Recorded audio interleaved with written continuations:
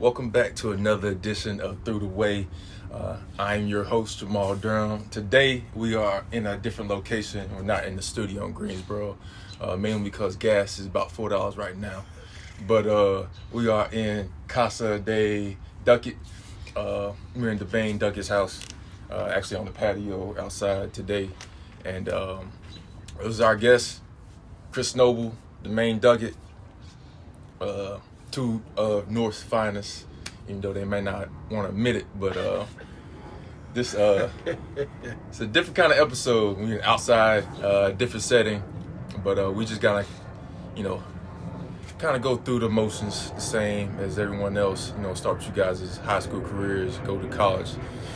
And then Duck, you actually made it to the NFL. You may be the first league person on the podcast, so we're gonna go with it. So Noble, Duck, you both were graduates of North Davidson. You both played football at North. How do you feel that your career went at North Davidson?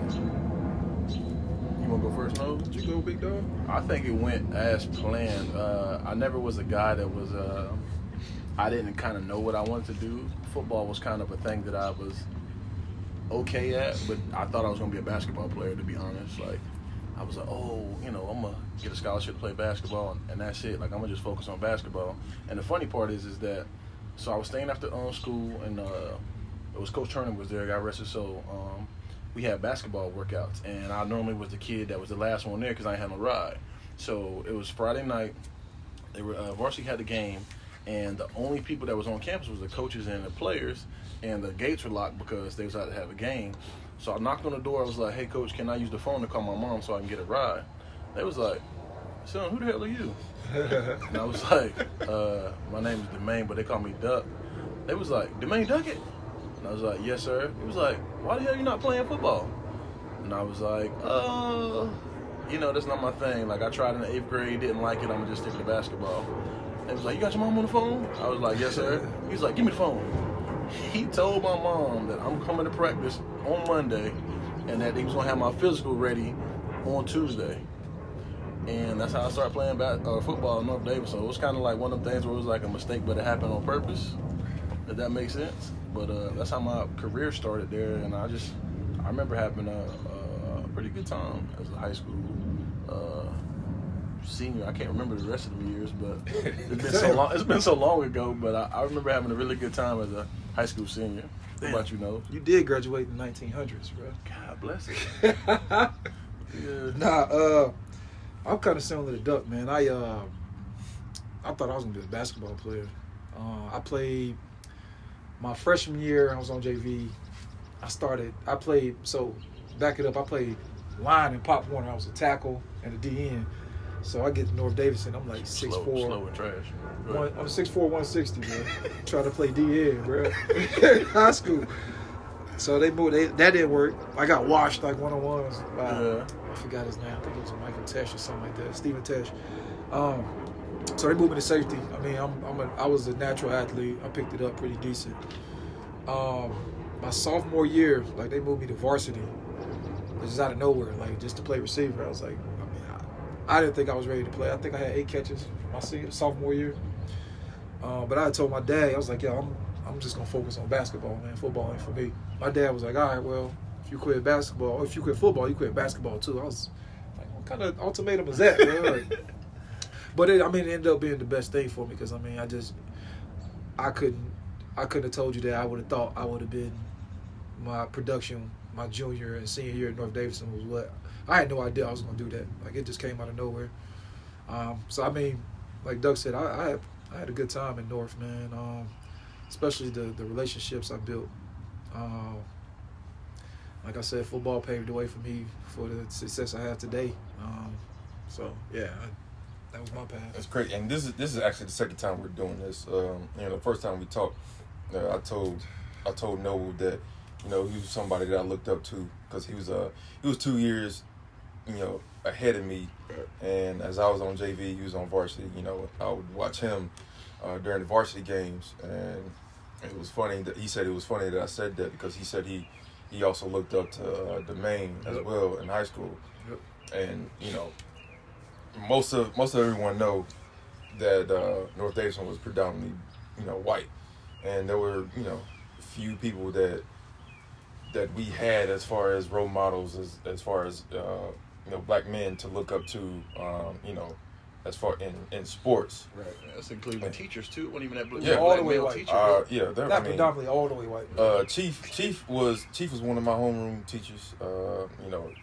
Chief was there through my 4 years, and he actually, he may not know this, but he was like a mentor to me too. Yeah. Chief definitely looked out. Yeah. His first couple of years was there when I was there. What are you up to now? Not to say. I don't know. I know he's not coaching anymore. I think he left whenever. I think they put him in the Hall of Fame too, though. Lambros. Yeah, he's in there with Lambros, I believe. But yeah, it's not to say that I didn't have any white mentors, but it was just so scarce that we had, black people at North, especially playing sports, and most of them were family or cousins or people that you knew, through the weight and everything like that. So you both had great careers. North, Duck, your jersey's actually retired at North. Noah was working on yours. I don't know how Duck got retired. But you guys actually got scholarship offers to play football. Yep. Duck, you went to East Carolina to play. Mm-hmm. Noah, you went to Coastal. Yep. Talk a little bit about your experiences at East and Coastal and the game preparation and everything like that. The difference between high school and college. I'll tell you now that it was kind of like a check, like a gut check for me. I really didn't know how college was. With all the visits and all the fluff they give you, and you just show up for game day. You're like, oh, this is fire. Like, I like this. Coming out the tunnels, the fans, the purple and gold everywhere. I mean, Greenville is a football town. Like, it shuts down. There's purple and gold everywhere. People tailgating everywhere. It's fans everywhere. It's crazy. But no one prepared me for 6 a.m. workouts. And back then we had 3-day practices. The first practice was special teams. The second one, we did inside. We did full line. And the other guys did 7-on-7. We were smacking each other. And then by the end of the night, we were doing we do inside drill a little bit, but not as much. Then we do a lot of one-on-one drills. They were still doing 7-on-7s. But we was cracking each other. Those second practices. So if you wasn't on special teams, he was like, thank God, because you get to just jog around and kind of stretch out.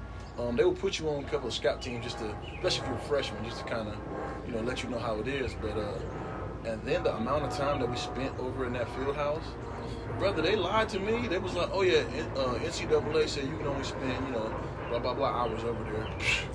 Bro, I felt like I ate, slept, studied over there, and I got to go home for the hours of sleep, and then woke back up, did school, and was back over there. Yeah. It was wild, bro. Like, it was one of those things where I had to set my mind to, because a lot of kids, my bad, am I close enough? Yeah, you good.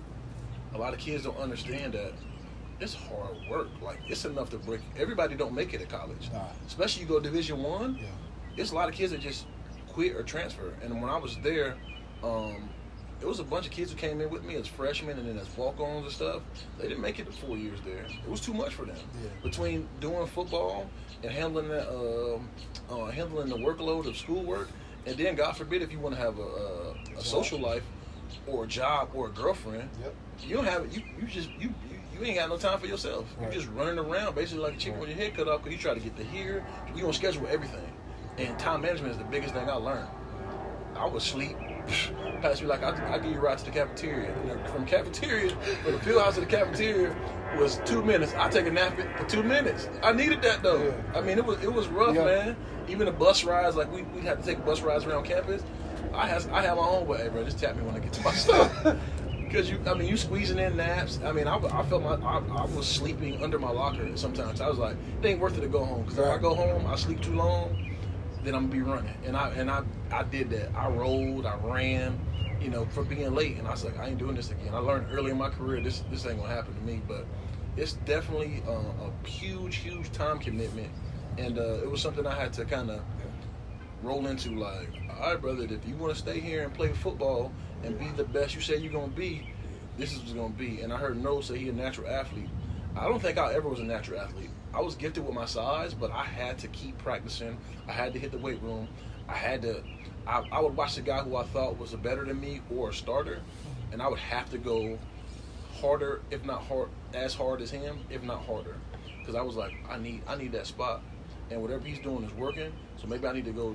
If I see him doing 10 sprints, maybe I need to do 15 or 20 to get my wind up, to get better, so I can, get to that level. But the amount of commitment that your body endures, your mind endures, just in general, it'll break you down, build you back up, break you down again, build you back up. But it's a focus that it's my hat's off to any college athlete, Division 1, 2. I'm not sure how Division 3 works, but man, 1AA, I mean, it's hard, brother, to do, to expect to carry a. Sorry, I'm in my airport. We are near an airport.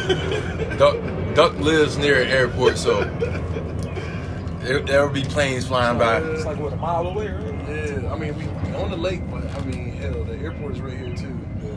But yeah, man, my hat's off to college athletes who are committed to go to school, committed to graduating on time, because it's hard work. Yeah, and it's hard going to school, going to practice, yeah, because you're given the same regular regiment of schoolwork that the person who's just going to class and going back to their dorm room doing.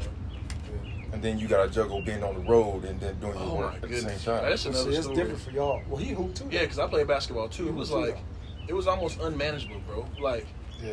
And I'll tell you quick, my bad. I didn't want to take up the whole time, but good, we played in Conference USA, and then Conference USA was built with like a lot of people, like Memphis, Marquette, DePaul, Houston, Louisville. Like, these schools were ranked top 10, if not top 25, when we played these guys. And because they were so far away, we would just fly out to one destination. Like, say we fly out to DePaul, and then we might go out to Memphis, and then go down to Houston before we come back to Greenville. So we would, we take schoolwork with us, but after ain't no teachers out there with you. Yeah, after a week, and if you ain't had no questions, I mean, you didn't understand it, and I'm before FaceTime. Ain't no Zoom. Yeah, ain't no Zoom call. Right. You can't even. We weren't even texting then. Nah. It was straight, and then you couldn't call nobody before 6 because you had minutes then. I think 2 ways just came out. We had crickets. I had a cricket. Right, and it amazed me that we were able to do that, and brothers were still like passing their classes, but the struggle was real. We was on the road so long, and then by the time you finish all the practices, I was in the study hall half the time. When I played basketball, if I already finished my assignments, my hoodie was on my face, and I had my headphones on. Sleep. Coach would come in there. I wake up a little bit, you know what I'm saying? Write some stuff down that I've already written down. Wait till he leave again. I'm back knocked out. Like, we were just. I be quiet. Yeah, I be talking. It was out of the ordinary now that I think about it, man. Like, it's crazy, bro. Like, it's a hard life. Thank God, because I mean, it gave me a mentality now to go through that, man. I feel like nothing can stop me. Like, there's nothing that I can't accomplish going through all of that. As a young man who, you don't really know what you want to do in life, but you know that this is what I'm going to do. This is what I'm going to finish. And, yeah, man, just for all you college athletes, man, it's not a simple life, brother. It's a game. It's different. Yeah, it's not a game. Bro. Not a game. But go ahead. What was your experience, man? I mean, we could backtrack. I mean, I was supposed to be at ECU with Duck. But that's a whole other story, man. Tell that story. Man, it was a done deal. I mean, we went up for a visit. Worked out. Coach loved you. Yeah, I mean, what was his name? Leahy. What was your Coach Logan? Coach Logan. Yeah. Cool. Yeah, he was cool, bro. So he was like, I mean, we're gonna bring you in December. We're gonna offer you. So I was the whole season. I'm like, I'm going to ECU, bro. So I'm telling everybody. Like I was like, people was coming. I'm like, I'm straight. Like, as soon as ECU, I basically committed. Yeah. Bro, December came. I think it was our last game, bro. ECU full coaching staff fired. I was like, what? Bro, I'm over here trying to call the new coaches. Like, yo, I mean, Coach Logan said I was straight, so it was good. They was like, no, we never heard of you. Yeah. I was like, wow, bro. Like, they came from Florida or whatever. Yeah, all of them did. But anyway, so it wasn't like we were scrambling. I had a decent season my senior year. So I ended up at Coastal. It's Coastal's first year of football. They was... Like inaugural season. It was inaugural season. The year before, they just had like red shirt freshmen, and they were just practicing all year. So I didn't have no, like you're saying, it was purple and gold. I didn't have none. Yeah. I got there, they weren't even the football stadium on my visit, bro. Oh, wow. They had the prototypes of the jerseys. I had a relationship with the recruiting coordinator, though. He went to college with my uncle. He played football in Winston. Keith James, shout out to Coach James. But I get, like Doug said, it was a culture shock to me, bro. I get there, I'm seeing double, triple teams at North Davidson, thinking, this is nothing. I get to college, bro, and for them, I was a pretty high recruit. So, of course, you got people that's already there, like, nah, he ain't about to come in here and do nothing. Exactly. Like the starting cornerback that transferred from he was a junior. He transferred from a school. He's salivating at the mouth one-on-ones with me, bro. He picked me up. He jammed me up line, picked me up, and ran me out to the sideline. I was like, that was my introduction to college, bro. Yeah. I got to college. I was like 6'4", 190. That might be soaking wet. Soaking wet. That might be pretty good for a speedster. I'm not a speedster. I'm a possession. I'm a jump ball dude. I'm gonna outwork you. I'm gonna be stronger than the person trying to guard me. So just that freshman year, I think I had 11 catches for maybe 186 yards, but it wasn't nobody else there. So I had to play. I should have redshirted in all hindsight, bro. But my sophomore year, I get there. It's just a culture shock. We went 6-5 our first year. Like Doug said, man, you going to class, full workload of class. Then you got 20 hours. They say 20 hours a week. Mm-hmm. It's limited, bro. Like you said, we in study hall. We in the field house. We got meetings, training room, practice. Then you got to watch film with the coaches, or they think you're not working. That's a good at least 30. It's a full-time job on top of school. You're doing 40 hours. But like you said, it molds you, bro. You get to work now. This is structured 8-hour days, it's whatever. But as far as football, man, it was just a culture shock, man. Traveling. Road games, we on the bus 6-7 hours. Like I said, it's our first year. We ain't really had no budget to fly. We going to Kentucky on a bus, bro, from Myrtle Beach, South Carolina. Whoa, bro. We stopped at Marshall to practice. Wow. Yeah, bro. We stopped at Wake Forest. We left on a Thursday. Stopped at Wake Forest. I saw Nick's dad there because they had a turf field. Then we go to Marshall for a walkthrough. Then we get to play Morehead State in Kentucky. But we on the bus, man. I'm like, bro, I'm old school, bro. But you wanted to play that bad. But I wanted to play, bro. You was ready. It was just football was football, bro. It was a grind, man. I can't say I think I almost went to academic probation my freshman year, just trying to juggle everything, bro. I did the same thing. I was an academic warning. It was a warning. I didn't get there, but you trying to prove yourself on the field. You got weights in between classes. Then you got practice. Then you got what is school? My coaches told me, they was like, man, you here to play football. School second. I was like, dang. And they let it be known too, but it's not one of them things where it's like, any college athlete can tell you. We all have stories about how hard it is, but it's exactly what it was, bro. Yeah. It's a grind. It's a grind. The brothers who had 4.0s, God bless them, because that was super hard work. I was trying to sleep. I just needed 2 minutes for the calf. I intentionally had my classes start at 8 o'clock, end at 1:30. Yep. We had film at 3. Yep. Bro, don't call me nothing during that hour I got, bro, because I ate. I think that was a lot of coaches did that. They scheduled your classes early so that you'll be free in the afternoons for practice. Yeah. But I think at Winston, we tried to get around that. We tried to get some of our classes at 6 o'clock, but that backfired. We had practice at 5 o'clock in the morning and stuff like that. But as far as our classes at Winston, my freshman year, Coach Stitt would put us in a class with teachers that he had a rapport with, cool teachers. So when we get in math classes, we get into a class with a teacher that's not hard on us, or she'll give us leniency, because she knows we gonna be gone. Right. My sophomore year, we were going the whole month of November. That's what players. It's impossible, bro, to have to think somebody's gonna be successful.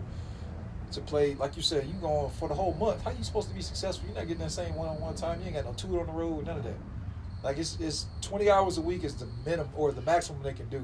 I used to laugh at people who'd be like, you athletes, you get oh, y'all get special treatment. We need it. We need It's not even that special. No. For real. We still got to do the same shit everybody else the same, if not more, with the workload we have and the academic stuff we had to do and the football stuff or the basketball stuff. Not that we complaining, we just saying it's a grind. I'm complaining. We had to figure out how to juggle it. I ain't complaining. It made me. You gotta live in the athlete's shoes, man. Prioritize stuff. It definitely made you prioritize stuff. All right, so no, we'll get to you after. Duck, after your career at ECU, you actually made it to the league. Now tell everybody how that draft process was. If you got drafted, if you went on as an undrafted free agent, just tell everybody how after your senior year was. First of all, I made it to the league and retired from the league. Just in case y'all ain't know yes, that, sir. I retired from them. Yes, sir. It wasn't really hectic. I'll let this plane go by real quick. Charlotte Douglas. We were by Charlotte Douglas. So the biggest thing for me is I just had to get an agent, someone I could trust, and I kind of just nullified a couple guys just by not pronouncing my name. I mean, you telling me how can you have mispronunciation of my name? How you mispronounce Duckett? Yeah, What were they saying? They were saying, hey, Damane. Damon. Yeah, true. Hey, is this Duckett? Yeah, what's up, man? Yeah, I mean, they have my name still spelled phonetically in our program if you really want to look it up that bad, you know what I mean? So I kind of narrowed guys down through that, and I ended up finding my agent through a friend of a friend, and that started a process right there as far as like just getting small stuff from me. The first process was, okay, I was done with school, but I still had it, so I was off scholarship. I still had to pay for my apartment, and I had car insurance and little minor things I needed to pay for. So my agent was like, hey, let's get you a loan and get you a trainer. So they fixed all that for me. I got a loan with no credit, basically. Like, they were giving me money on my draft status. How that work? So I always wonder how whatever. That work, so however, it's basically like, oh, he gonna make this amount of money if he get drafted right here, so he'll be able to pay that loan back full. Right. So they gave me basically a 6-month loan with no interest. Oh, shit. Yeah, and then they'll start after the 6 months. They start acquiring interest, so they'll start banking me for it. So whatever the interest was, I don't remember, because I took the smallest loan I could take, which was about $10,000. They wanted to give me 50, and another one wanted to give me 100,000, but I was like, damn. You smart, bro, because I was like, yeah, let me get that, because I'm going to the league. I would have took that 100,000. Here's the thing, though. Brothers wanted to buy Escalades. I had a working car. You know what I'm saying? I had stuff that was functional, like, and you got to understand my background. I came from not having much anyway. Right. So $10,000 to me, I was rich. I was just like buying cars. The Escalade EXT was big then. The truck. The Escalade EXT truck. Ooh. Because Usher video, you don't have the car. That video was out. Everybody was like, yo, what kind of truck is that?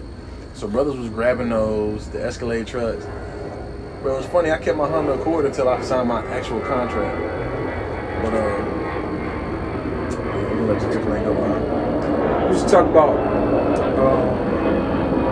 you get or the draft, the process. So the process kind of works like you'll know where you at because they'll tell you kind of like. So I went to 2 All-Star games.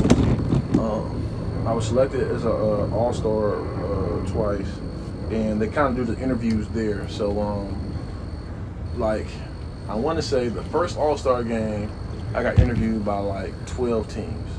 And then the second All-Star game, I got interviewed by 22 teams.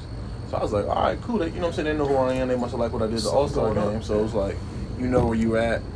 My agent knows what my grade is, where they see me at, what round they see me at. So it's like, it's pretty much a given. You know, Mel Kiper's one of those guys who, you know, gives draft grades too. And it's a bunch of people who do give draft grades. But long story short, the process comes. Back then it was only 2 days. First day had first, second, third round. Then the second day had the last round. No one would be a first day guy, so I just kind of cheered and rooted on for my other people that was supposed to go first round. And then second day comes. I don't have a big party, but I have enough people over here. You know what I'm saying? Chilling, kicking it, eating food, kind of waiting by the phone. I get called 5th round, by Jacksonville, 6th round by Jacksonville. They called your phone. Yeah. Said, hey, we thinking about drafting you this round. How do you feel? Well, draft me. Yeah. I feel great. Like, what you mean? Draft me, bro. I will feel great. So I waited. And then I was like, dang, did Jacksonville got another draft pick? And I watched my buddy. So my senior season, we had a terrible season. We won one game out of the 10 or 11 that we played. It was just a rough year. We had a brand new coach, a lot of young guys playing. I was the only returning starter on my defense, so it was tough. We had quarterback issues where we didn't have a real starting quarterback. It was going back and forth with like two dudes, and sometimes they'd bring up. Yeah. So it was a rough season, man. It was one of those things where it's like I've been winning every year I was there, going to a bowl game every year I was there, and then to go through a season like that and continue to go to practices, continue to try to go hard, keep your mentality strong was kind of tough. But I said, let's say this: we went 1-9. A guy that was supposed to, or 1-10, a guy supposed to go first round was one of our old tackles. He was graded really high, played really well in the Senior Bowl, went in the 6th round, and I was ranked to go in the 5th, 6th, and 7th round. So the guy who's supposed to go on the first day goes in the 6th round. I'm like this, okay, well, we'll just see where I land at this point. And I told myself, whoever picks me up, and we play Jacksonville, I'm about to dog them. But I was like, whoever picks me up, I'm about to do my bet. You know what I'm saying? I'm about to come in there and do it. You putting in 2 cups? Yeah. So, it's Jacksonville. Yeah, because Jacksonville called me, and it was like that process. Yeah, they got my hopes up, blah, blah, blah. They kept calling me, and they never signed me. Of course not. And then after the draft, I called my agent. I'm like, when my agent calls me, he goes, hey, don't worry about it. Now you can pick any team you want to go to. And I was like, yeah, but I don't get no draft. No, you know what I'm saying? No signing bonus. He's like, no, you get a signing bonus. Yeah. He's like, but you can pick whatever team you want to go to. He's like, I'll tell you who's going to call me in a little bit, but teams will probably call you first. So he was like, don't make any decisions until, we talk. Yeah. Carolina Panthers called me like maybe 2 minutes after I got off the phone with him. I'm like, oh, man, do I need... you know what I'm saying? They called me on the phone, and I'm like, should I tell them yes now or just wait for my agent to call? Listen to your agent, bro. I told him, yeah. I just watched these fools go to the Super Bowl. True. True. I said, yes, sir. I called my agent. He says, and then he was like, good, that's one of the teams I was looking for you. He was like, they're trying to, get rid of some of their older guys to bring in some younger guys with energy. And basically, when they say that, that's cheaper. They just want to get some cheaper guys in there. Deals. So, yeah, man, that's kind of how my draft process went. It was, I wouldn't say short and sweet. It was kind of nerve-wracking, aggravating. You got people standing around, you know what I'm saying? Everybody's like, oh, you about to get drafted, blah, blah, blah. You know, everybody want to be your friend. You about to be a draft pick. And then you don't get drafted. I was like, I felt like I let people down, but at the end of the day, it didn't really matter. Like, I was the only one who counted, and I was the only one that's going to go to practice, and so it didn't really matter. But, I kind of felt like I let people down when I didn't get drafted, and I was like, I'm going to camp and I'm going to kill. Like, anybody in front of me, like, they're going to catch hell. You ain't let me down. But again, it's that mentality. I was a young adult I felt like a lot of pressure was on me to go get this money. You know what I'm saying? I've been seeing the draft happen for so many years. Right. That you're like, oh, I want to be this guy. And essentially, I really did. I wanted to be a guy that got invited up there to walk up, hold your jersey up, True. Things like that. But at the end of the day, it's a business, and all of that stuff is just fluff. Yeah. Like, it really is. Like, some of the guys you see go up there and hold their jersey ain't really as good as they, perceive to be. They're really good. Don't get me wrong. You can be a really good college player, but sometimes they don't add up in the league. And we've seen, they call them busts, but it just happens like that. Like, the game comes to them easier in college than it does, in the league. The same thing in high school. The game could have been so much crazy easier to you and slower to you in high school, but then when you can be the greatest high school player ever, go to college and not, sniff the field at all. So it's different steps and different progressions, but my mindset was to like, let's go get it. Systems work too. Like, you might be a great system player for what your coach trying to do, highlight what you do. When you get to the league, everybody was a star in college. Yeah, really. So get it. Yeah, man, that was my experience with the league, man. It was the draft was kind of nerve-wracking to me, and of course I wanted to get drafted. I wanted to put any, doubt to my naysayers who told me I wasn't going to get drafted or, had anything bad to say about me. Because I never remember the good things. I always remember the bad stuff people say about me. So I'm like, I can't wait to tell them to kill themselves. You know what I'm saying? It was one of them moments. But, yeah, that was my draft experience in the whole. All right, so Noble, what's your story? Why didn't you attempt to enter the draft? I mean, in college, like I said, when I got there my freshman year, it was a culture shock, but I pretty much went through a crazy training program, just like Duck said, man. I just had to prove everybody wrong. People that was like, in high school, you're not gonna. High school is not college. Your coaches tell you that this ain't high school. I didn't want to disappoint anybody. Didn't want to, especially let myself down. I knew I could do it. I knew I could play football at a high level. So, I kind of just wanted to prove myself I could play college football, play D1 football. Why not the league, though? When it came to the league, like you said, that grind of just every day, it took a toll on me, man. I had played football since I was 5, bro. Like, when did you start playing football? I started playing football when I was 12. See, 12. I was playing flag, pop one. I played flag, so that was in 3rd grade. But I played for the Greyhounds. We won a national championship twice. Yeah. So, bro, I'm playing football. I don't think I ever had a fall not just being like a regular kid, like not having to go to practice. It's different. Like your first day of school, you going straight to practice, bro. Like, kids, they get out of school, they going outside playing. I mean, but like I said, I'm not complaining. I'm just saying it just took a grind on me. I lost love for the game. Yeah, I say I lost love for the game, but I love football. I couldn't do that shit every day. And I knew I'd be cheating the game if I was just doing it for money. You know what I'm saying? And that's real, because money can never be your motivator. And people always tell you that, like, money can never be your motivator, because what happens when you get enough money? You know what I mean? Like, what are you going to do? Bro, you gonna cheat the game, be out there for money. You're going to mess around and get hurt, because you're not going to give it your all. You're not putting in the work you need to put in. So and I also just had a daughter at the time. It's kind of backwards. I'm like, I got to focus on my daughter and get some money. I could have went to the league. You know what I'm saying? And I called him. I'm at the gas station. I never forget it. I called him. I said, yo, I just told my agent about you. I know you coming out this year. What's up? Let's get it. It was a pause on the phone. So anybody, if I say my agent trying to sign you, let's go. It was a pause on the phone. I'm on the gas station. I'm like, I look at my phone like, did my signal drop? I'm like, yo. He was like, nah, I don't think that's for me. I said, the league ain't for you. I said, bro, it's so, and this at the time, this is my, 3rd, 4th, 5th year in the league. And I'm like, bro, it's so many guys that you better than that goes to like these big schools. They just play around big players. And, they kind of get in the shuffle, lost in the shuffle type of deal. But I was like, bro, you can come up here and eat. This dude said, nah, I think I'm He was good. so disappointed. He was like, bro, what? He was cussing me out. But, I mean, it was a good cussing out. But it wasn't for lack of suitors. Like I said, my college quarterback, he was up for the Walter Payton Award, which is like the Heisman of Division I AA. Yeah. So, I mean, on his pro days, I was the only senior receiver. Well, me and another dude, Perry Parks, we was the only senior receiver. So we had to run routes for scouts. Yeah. They were like, yo, you interested? Who's your agent? Who your agent? I was like, I'm good. I'm just like a coach catching ball. It was like, okay. Like, it was kind of crazy to see them be like, oh, okay, whatever. Yeah. Like, my boy Till, he got drafted. He was like, yeah, the agent right here is asking me questions about you, bro. I'm like, I'm straight, bro. Like, it's wild. I didn't have that fire burning in me, bro. I got you. But it's different. I mean, and what's crazy is I played flag football for free. We played flag football for free. Yeah. But it was I got to pick it up when I wanted to.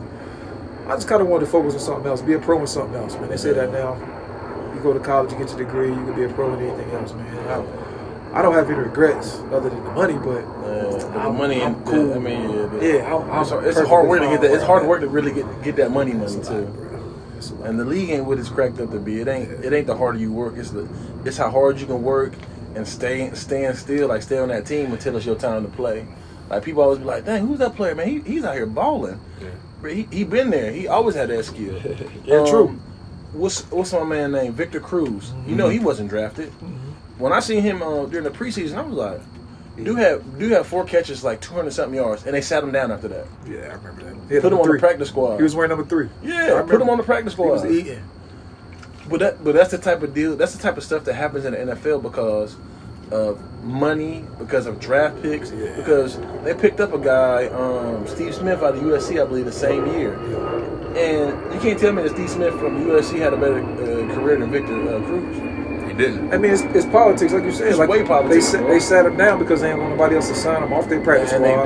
they've done that to quite a few players. I've been doing that too. Yeah. The weird part is, man, it's like it's like you're just a stable. Yeah. They put a bunch of people in the stable and kind of just wait. Yeah. Somebody get hurt, they're like, all right, next man up, let's get it. Yeah, I feel you. I mean, that's what I think that was the most disappointing thing to me, is how hard I had to work to get there and how hard I was working to get there. And they'd be like, all right, cool, you're not even dressing out this Sunday. So I didn't even know when you made a 53-man roster that only, I think it's like 7 or 8 kids don't dress out for the game. That blew my mind. I thought I was going to dress out for the game and be ready, and no one told me. This is a funny story real quick. I remember I came up in Charlotte for the weekend, and I was like, yo, I'm trying to come to the game. It was against the Falcons. He was like, man, I don't think I'm dressing out, but I'll see if I can get you some tickets. You got me the tickets. I'm like, damn, bro, I can't even come. He was like, are you serious? He's like, I had to go through to get this ticket, Yeah, bro. man. I think I had called you like, it was like 2 or 3 hours before the game, but I was like, I got too many people with me. I can't just go to the game. The wild part is, man, like, people have you doing paying wild stuff, asking for wild stuff, quite short of like sexual favors, bro. Like, cats be like, I need this, I need that, I need your tickets for this, I need tickets for I that. didn't know you had to pay for them dress out your check. Yeah, you pay for them out your check. I didn't know that, bro. You get 2 complimentary tickets, and if I'd already gave them to somebody, I can't take them back. So you only get 2 complimentary tickets I think it's 2 for football. Yeah, I think it's 2. You get more for basketball. All that money they make, bro. The NFL crazy, bro. But so here's the thing, though. Basketball, 11 players. They can suit a whole arena. Yeah. 53 players, plus coaches, plus cousins. Like, everybody got somebody who want to come to the game. So it's harder. I mean, you just got to think about the numbers, man. Even that, say if it's an NBA team and you carry, 11 guys, 12 guys with coaches, it's 20 at most, staff and everybody. It's the doctor and everybody. 53, not even including staff. That's a lot of tickets that you just giving them out. They have a whole section for you. That's a section of money they losing. So I mean, I know that's why they do it. But again, you get 2 free tickets, and after that, you got to buy the rest of it. That's crazy. All right, let's get into top 5. We'll do something different. We'll do top 5 defensive players all time for you, and then we'll do top 5 receivers all time. Defensive players for me, Bruce Smith,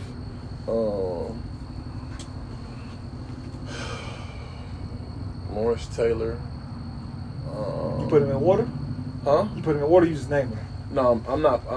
We need to do top 5. Top 5. Your top 5. Bruce Smith would be my top 5. He'd be like number 1 or number 2 for me because of his position. He was a defensive end.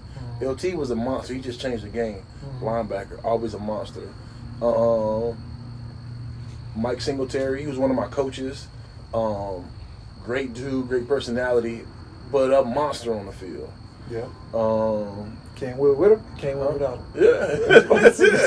Can't do it, won't do it. Won't. That's what. Can't do it, won't. Can't do it, will not, won't. Let's see, who else? Defensive players that I respect and grew up watching. I don't want to interject, but you got Dion in there, bro. Oh, see, I never thought about DBs like that. But Dion is definitely one of the top players, that ever touched the field. So you know what? I'll get Dion the 4th spot. 5th spot. I'm thinking of so many brothers that was and Junior Seau, bro. I like them guys that just pow, all day, and people were scared of. Junior Seau, Chief was a monster, bro. Yeah. God rest his soul, man. Yeah. Was he still with New England? I think he was still with New England when I went out there, or he was just retiring. He was just around the locker room. But those are my guys who were like, I remember as a kid, and I remember them being monsters. And like, I was able to meet Bruce Smith. I met LT, Seau. I met Dion. I played against as a rookie. He was with Baltimore still, and like I said, Mike Singletary. I got to know him for 3 years when I was out with San Francisco. Great dude. A no nonsense character type of guy. Very religious, super humble, but will take your head off your body. But yeah, that'll be my top 5. And I didn't even put no thought into that. I just know guys who I looked up to when I was, a young buck. I'm gonna let you finish. Go ahead. This is the real top 5 of defense. I don't even play defense. Dion got it. Who you top players? Because he just wanted top players, right? Good. He said top. He said my top 5. I'm a defensive dude, so yeah. I'm gonna do receivers too, but I gotta put Dion number 1. He just shut down the whole field, changed his swag. Just how he came in the league. He played 2 sports. That was crazy to me. Yeah. This LT's number 2. Like you said, he changed the game. He changed the left tackle. He changed the position. Yeah. I gotta throw Ed Reed in there. Yep. Ed Reed was just a ball hawk, man. Yeah. Like he was just. He was making turnovers and taking it back to the house. Like, that was crazy to me. And I played against Ed, too. Bruce Smith was a beast. Yes. And I looked at Reggie White, bro. Oh, Reggie White was crazy, Reggie man. White would have been in there. He'd be in my top 10, too. No gloves, no swag. He was just out there playing. Yeah, smacking cats. Neck roll. Oh, yeah. Just get it. Y'all remember when he was with the Eagles, though? I do. Oh, my God. I remember when he was with the Eagles. That's a different story, though. But, I mean, and I ain't gonna forget Michael Strahan, bro. Like, he would still be in my top 10 too, bro. True. Even though Mike was he was a different type of person, bro. Like, went to HBCU too. Huh? He went to HBCU too. Yeah, Mike was like chill, laid back at practice. He'd give you a little something when he needed to, but I mean, at this point, when I met him, he was towards like his last couple of years of his career. But different monster, bro. Like, he hit a switch when he came and played on Sundays, man. Mm-hmm. So Michael Strahan definitely up there, though. But that's what's up. I like my top 5. Yeah, no, I was just I wanted to throw mine in there, but it's I know you said football players. I automatically think of defense as I go into football. Like, I thought you said some defense, right? Yeah. Oh, okay, yeah. So top 5 receivers. Receivers. I mean, people argue about this all the time, but Randy Moss is a better receiver than Jerry Rice. We're not talking about production. Jerry Rice produced more. What are you talking about? Pure, just freak of nature, bro. Like, dude is playing 15 yards off of him. And he 5 yards away from dude. He throwing his hand in there, ready. The ball's there. I already go. Like, 9 route. Let's go, bro. Randy Moss was just. I modeled my game. I tried to. I ain't run a 4.3, but I tried to model my game after Randy Moss's jump balls. Just being relentless at the point of attack for the ball. He was like I said, you went to high school in the 1900s. I graduated in 2000, 2003, this millennium. But Randy Moss, I got 1. Jerry Rice, just out of respect, he's number 2. I didn't really get to see him play like that, but I think he had a season with 12 games. And he still scored 21 touchdowns, bro. Mm-hmm. Like, that's crazy to me. Yeah. But he also had good quarterbacks. But that's another story. Mm-hmm. That's why I got Moss 1. Moss 1, Rice. Moss I got T.O., bro. T.O. don't get the respect he deserves just because of all the antics he do, bro. He's a bro. Hall of Famer. And still playing ball. But they didn't want him. They didn't want to give him the Hall of Fame, though, bro. How long it took to get it, bro? Then he tried to be petty and didn't do it at the Hall of Fame ceremony. I ain't mad at him, but I always respected T.O. because he was an underdog. He came from 1AA like me. I got Tim Brown up there too, bro. Tim Brown was crazy. Mm-hmm. I think that might have been my first jersey. That Oakland Raiders Tim Brown. Remember he was rocking jerseys. Yeah, that might have been my first jersey. A couple in the early 2000s. That was my jersey. And he wasn't a good NFL player, but Peter Ward, bro. Petey was nasty, bro. I remember he was different. My dad had season tickets to Wake Forest, bro. Only game I really wanted to go to was Florida State. Yes. This is one of my highlights of my career. I did, you remember when Raise the Roof was hot back then? I raised the roof with Peter Ward. He did it back to me, bro. The stadium, bro. I was telling everybody that. I think I might have been in. Maybe. No Megatron? Megatron up there. I'd boot, if we talking just NFL, I'm going to boot Peter Ward for Megatron. Megatron, he changed the game with the Lions. I think he was just at a bad place. I mean, he was just in Detroit. Even when he being at Detroit, bro, he was eating, bro, with double, triple teams, bro. Like, you right. I got to put Megatron up there. He was. I think I might be the same age. But even at Georgia Tech, they ran the ball a lot. He still he was like 235, ran a 4.3. Mm-hmm. He was just a mutant. But yeah, that's my top 5. Got to pay respect to Jerry. Jerry Rice was a good receiver. I just we talk about athletes and freaks of nature, I got to go with Moss, Megatron, and T.O. I think that was the biggest. That's the biggest argument in wide receivers. Rice and Moss. Right.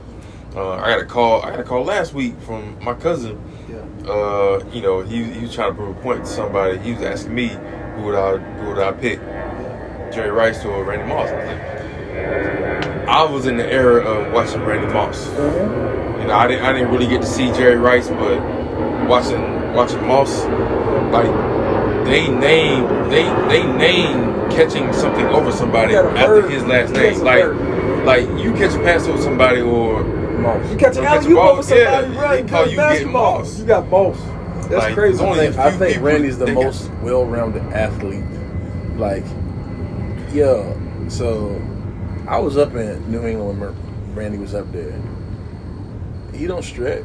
He don't really do. He don't, bro. He say he don't stretch, which is crazy. He just go in there and go get it. He warm up. He go jog around maybe. But, like, you just go get it, bro. He made Darrell Reeves pull a hamstring and try to guard him, bro. That was crazy. Bruh.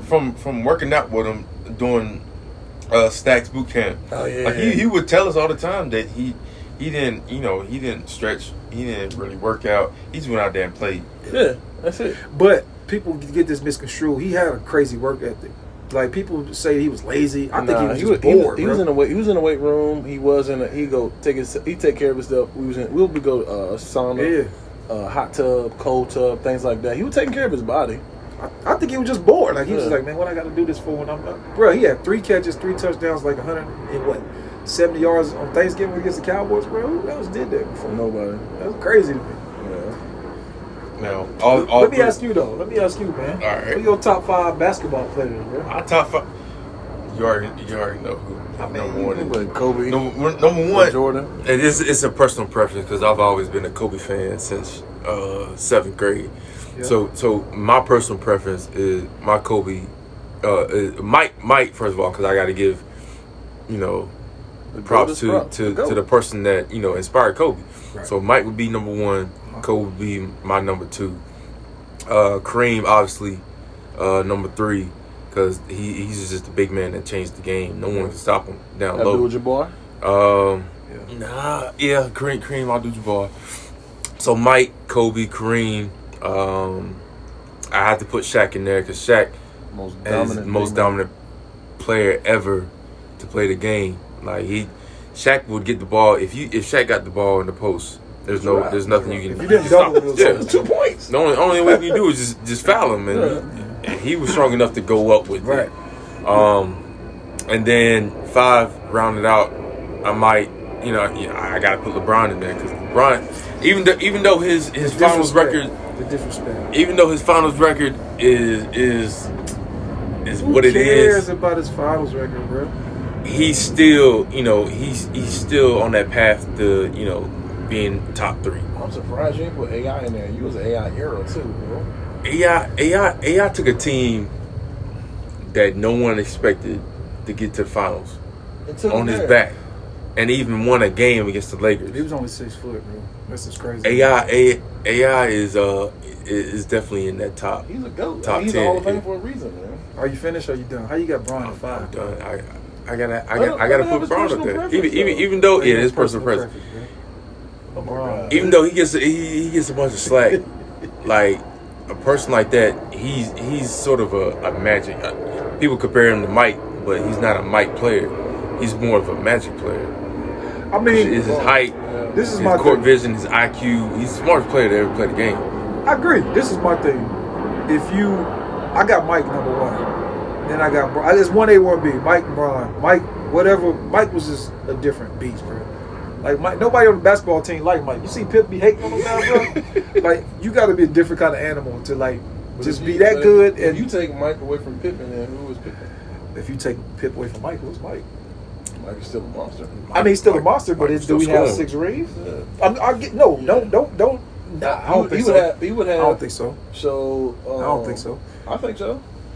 Bruh. I think he would. He didn't win nothing without, like, because it was a point where he didn't win anything without it was a contract dispute, and they were still winning ball games, weren't they? But they ain't win. He played in the playoffs though. I ain't asked you that. You got to get there though. This is my thing. If people bring up the finals record, cool, but it's not the best player. It's the best team, bro. When they bring up the best teams all the time, who's always in it? The Warriors and the Bulls, right? I'm just saying, they all got Hall of Fame players. But nobody's ever talking about any team LeBron was on. With you understand? Like the teams that the Warriors and the Bulls was on were the best for a reason, like all around teams. But I just like Bron probably runs some trash with the Miami. He gets. I just feel like he gets disrespected. No, like I said, I got Jordan number 1. I just feel like Bron get disrespected in the finals record. I feel like Bron played around some trash before he got into it. When he took that team to the finals, in his 4th year. Oh yeah, that was like his first year though. He had some guys who could have been good because wasn't Larry Davis on that team? Larry Davis, Larry Hughes. What's my man name that used to play for the Hornets that had the cornrows? He had bounce. That was Ricky Davis. Ricky Davis. Ricky Davis. Ilgauskas at the center. Like that was an AI team that he took to the finals. Yeah, pretty much. I just feel like he get disrespect. Like so, people say Jordan undefeated in the finals. He only played 6 years. Here's the thing, though. I know y'all are young though, but Jordan used to get hated on just as bad. I grew up with Jordan. No. I grew up with Jordan. You were young, but I grew up hearing the news. Like I even heard people talking about Jordan's father was killed because of his gambling debts. They try to blame that on MJ. I remember. Like, they would always talk about how he was gambling, how he wasn't a team player. Man, there was so many stories about him. They used to get on his nerves, and I used to watch it and be like, man, like. But nobody liked him though. Now hindsight, we seeing that, they like him now years later, but it's going to happen again because they didn't like Kobe for a while. But they're not gonna like LeBron until after he's gone out of the game. Then they're gonna see how the game changes. But Jordan was an asshole though, bro. So what? I'm a Jordan fan. Yeah. You got Jordans on right now, bro. I got Jordan. But I'm talking about I was a Charlotte Hornets fan and Michael Jordan, bro. Like it was the Bulls and the Hornets. It was the Bulls for me. Well, I mean, I was when MJ retired. Yeah. After he embarrassed us a couple times in the playoffs, I was like, all right, I'm gonna start rocking him. I mean, Jordan was just magnetic, bro. He was just that dude. Like he changed the game. I was a late bloomer with the Hornets. Like I liked the Hornets, but I loved Michael Jordan. Well, my first pro game was the Hornets game, and that experience just blew me away, bro. I was just like, when it was at the Hive used to be. People talk about it, bro. Charlotte Coliseum, bro. That shit was crazy, bro. Like they think they got the record for the most consecutive sellouts. Man, that shit. That stadium was. Bruh. They locked it down. Yeah, bro. They had no VIP seating for a whole nother story, bro. That's a whole nother story, bro. Yeah. All right. So this is how we're gonna end this episode. You guys get 2 minutes. What is something that you would tell your younger self, or tell somebody coming up in the game that's wanting to play college sports or trying to get to the league? What's some words of encouragement that you would give them? I'll go first. I remember when I was in high school, I wasn't the fastest. Like I said, I wasn't the dog. I was 4'9" at ECU. Yeah, but my vertical was like 38, and I was 6'4". They couldn't teach that. I just remember my coaches not really going crazy hard for me as far as recruiting, and that kind of got to me. Like, damn, am I good enough to go D1? Like, I would tell people now, man, if you know you can do it, don't let nobody tell you what you can or cannot do. I tell my daughters this all the time. My daughter plays volleyball. She's 15. She's like, I can't. I'm like, bro, you can do whatever you put your mind to. If you work and you see what you can do, if you visualize what you can do it. There's always a way to get there. I just wish I had more. I didn't have self-doubt. I just wish I had more determination to prove people wrong. Like, I was kind of content with where I was at. I mean, like I said, I was the top 5 in the state, but I didn't run a 4.3, so I'm like, okay, well, shit, I'm not D1 material. I'm looking at dudes now. They do, like, bro, they smaller than me, can't catch as good as I could back in the day. Like, I didn't push myself as hard as I could have to get to the next level because I thought that I was in a box at that level. So I just want to tell kids, if you work hard, you can do what you want to do if you put your mind to it, man. Don't let anybody tell you what you are, what you aren't. If you got a mindset, make sure you set goals to get to that mindset and get to that end goal, and just have a plan. That's me. Mine is I mean, straight up and down, this shit is hard, man. Like, life is hard, but adding other things to that, goals are hard. Don't let that deter you. Keep going. Like, to be honest, my goals were very limited. It was like steps, but I know what I wanted to go. I know what I wanted to do, and I know what that would lead to ultimately. So I had to give myself small goals, but it was hard, man. The whole way was hard. Like, I ain't gonna tell you wasn't days I cried. I ain't gonna tell you wasn't days I doubted myself. I ain't gonna tell you it was days that, you know, I didn't think I was the best person on the field. But I mean, I got to play on Sundays, bro. I got to retire from the game. A lot of people can't say they did that, and that was all hard work. And it was looking at myself in the mirror and telling myself, you know what, you got a little bit more. And it was almost coaching myself, because you know you can always. You think you run that last lap, that last sprint. You think you running it hard, but your coach be like, pick it up. Yeah. You throw it another gear. Yeah. I was my own coach, bro. I had to always tell myself, pick it up. Like, even though I could have been winning, I know, let's go. Pick it up a little bit more. I know you got it in you. So I always lean forward and put my best into it, bro, because I didn't know if it was going to be a tomorrow. I didn't know if it was, you know, if I was going to have another chance. So why not put it on the table then? But it's hard. Like, going this lifestyle of an athlete or a student athlete, it's hard as hell, and I can't describe it no other way. Like, ain't nothing easy about it. Right. But again, if you are determined, you got goals, keep readjusting those goals. Don't think you're a failure because you failed one day. We all have ups and downs. We all have failed, you know, once or twice, but we get back up. You fall, you get back up, man. Keep going. Like, again, I'm going to keep reiterating, this shit is hard. Yeah. But keep going. I think we should end on everybody tell that funny story about sports story about the other person. About the other person? Yeah. I'm going to go first. Oh, God. That's how you want to do it. That's how I want to do it. You about to tell the Duke story? I'm about to tell the Duke story. Don't go nowhere, bro. Oh, God. So, my senior year of high school, like I said, I was kind of doing my own recruiting. My dad was doing my own recruiting, sending tapes out. But, so, all the D1 schools in North Carolina, I think ECU played. Like, I know they played at Wake and they played at Duke, but those were the two games that were close to me that I had to go to Greenville to see play. At Wake, man, Duck's like, yo, man, I'm about to ball out, man. Just look out for me, cheer for me, man. It's been a rough season, bro. I don't know what we gonna do. It was Wake. Wake wasn't that good at football then. But I basically went to the game to see Duck. Like, I got a free ticket played for, or whatever. They gave us a little meal, did a little crew trip, whatever. I just came to see Duck. He did all right that game. They lost. Yeah.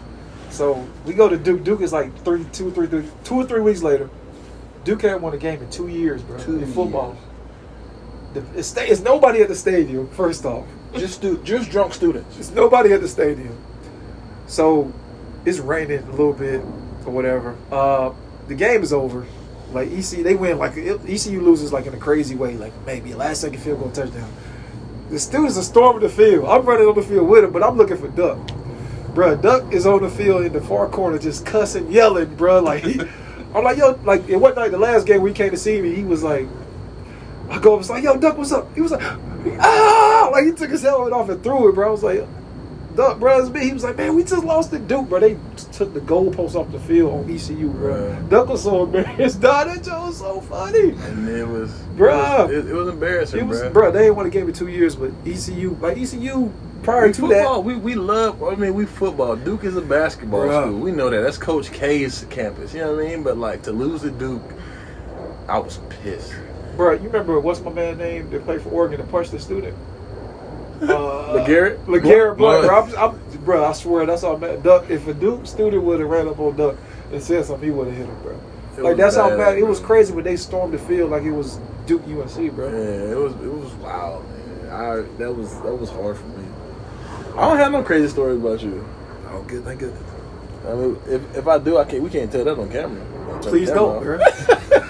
I appreciate it. Please don't. Let me see. I got it. Oh yeah, I'll tell my story about Maul. Shit, first game. Like Maul, like you said, Maul was a sophomore when I was a senior. So he got moved up. We played West Forsyth. Was it Chris Paul? Yeah, the CP was on that team. We played West Forsyth, and Chris Paul was playing. He was dropping. He was averaging like 45. killing. Like dunking on people, all kind of stuff, bro. Like, it was crazy. Chris Paul, I hope he do his thing in the play. He got to get one this year, man. But what's he? 30? I'm 37. Chris 37 too. He's still balling like LeBron right now. I still got the Bucks in the playoffs. If Phoenix meet the Bucks, I think they know what to do to beat them this time because they was up 2-0 the last time. That's another story. Anyway, I'm in the game. I think it's somebody missed a shot. I'm under the basket, about to get the offensive rebound. I'm literally jumping up in the air. I look up, it's Maul over me, dunking the ball off a tip, bro. Like I'm trying to grab the rebound. I see Maul just he dunked on me. We on the same team. I'm like, bro, this nigga, who is this dude, bro? Like, was that your first varsity dunk? Nah, it wasn't. Cause my first one was Davie County. Cause we had when I moved up, we had went to South Iredale. Yeah, I didn't play that game, and then we come back. We had Davie County. And then I stole the inbounds pass, and I dunked it. And then we played West Forsyth again. That's when Coach Church told me, cause we were already down. We didn't score the first quarter. We didn't score the first quarter. We didn't score the first quarter of that first that West Forsyth game. We not go, man. We gonna edit that out. That's embarrassing. We ain't. And bro, we had it was like in the fourth quarter, and he walked down to the end bench like every time you touch the ball, I almost try to dunk it. So that's what I did. So I drove baseline. And I went up, and that's when they had that 6'8", 6'9" foreign kid. Yeah, he's talking about. Yeah. And he was down there too. Yeah. So I just went up and dunked it. And my career took off after that. Maul dunked on I remember Maul tried to dunk. We was at the basketball tournament he throws every year. It was just like you had two kids hanging on your body, one on the front, one on the back. The dunk contest. Yeah. So I was like this. I turned around. I'm like, I gotta see this. Maul is running. I'm like, this ain't gonna happen. Two kids on here, front and back. I'm about to leave. Yo, Maul, he started jogging, and he realized I fucked up. I remember that time. I don't know what I was thinking, trying to dunk somebody. Did you practice that? No. Like I was at the time I was working at the YMCA after school camp. And I was like, I'm going to put you on my back, and I'm going to try to dunk it. But I didn't know how heavy a 60-pound kid was. Yeah, 120. Yes. One on the front and the back. Yeah, you got these two white kids scrabbling. I'm like, He couldn't use that board. I had to turn my head like, I got to see this shit. And I know their parents were kind of, worried. That's how they phone up. Like, No permission, son. y'all No go ahead and start liability 911 waivers. this way. But yeah, my dunking days were over after that. I said, this dude wild. If he dunked with them kids on it, hey, sign him up now. I do remember that, bro. That was crazy, I man. do But remember that. we'll probably do another alumni game, but not soon. I won't be playing. But just to remind everybody, Midway Classic is July 2nd.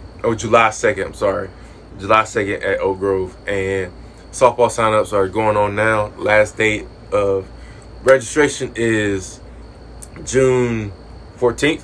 Play begins June 21st, and basketball signups will begin sometime soon. That's impressive, bro. He ain't reading his people. No, He just so- grabbed it off the brain. He So ain't we reading. we starting these leagues, the Midway Classic leagues, building up to the Midway Classic. For these? I am driving back home. I'm driving from Charlotte back to Midway for all of these games, just so we can have them, just so Midway can have something, to